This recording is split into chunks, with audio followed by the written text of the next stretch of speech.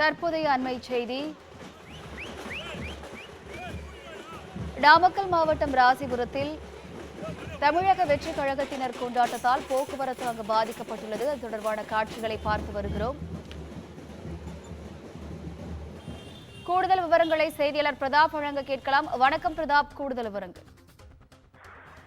வினிதா, தமிழக வெற்றி கழக தலைவர் விஜய் தலைமையில் பல்வேறு பகுதிகளில் மாவட்ட கழக செயலாளர்களை புதிதாக நியமித்து வருகிறார்.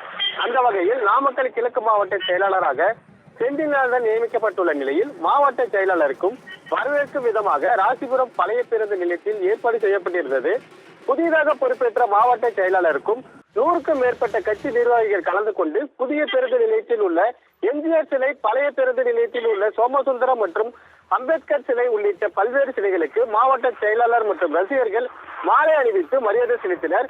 அதனைத் தொடர்ந்து பழைய பேருந்து நிலையத்தில் 100க்கும் மேற்பட்ட கட்சியினர் சாலையில் பட்டாசு வெடித்தும் நடனமாடியும் இதனால் பொதுமக்கள் வாகனங்கள் இயக்க முடியாமல் சுமார் 1 மணி நேரத்திற்கு மேலாக போக்குவரத்து பாதிப்பு ஏற்பட்டது. பின்னர் போக்குவரத்து காவல்துறையினர் போக்குவரத்தை சரி செய்தனர். அதனைத் தொடர்ந்து பழைய பேருந்து நிலையத்தில் தமிழக வெற்றி கழக கட்சியின் கொடியின் அருகில் நடப்பட்டிருந்த திராவிட விடுதலை கழக கொடியை விஜய் ரசிகர்கள் அகற்றியதால் பரபரப்பு ஏற்பட்டுள்ளது. வினிதா, விவரங்களுக்கு நன்றி பிரதாப்.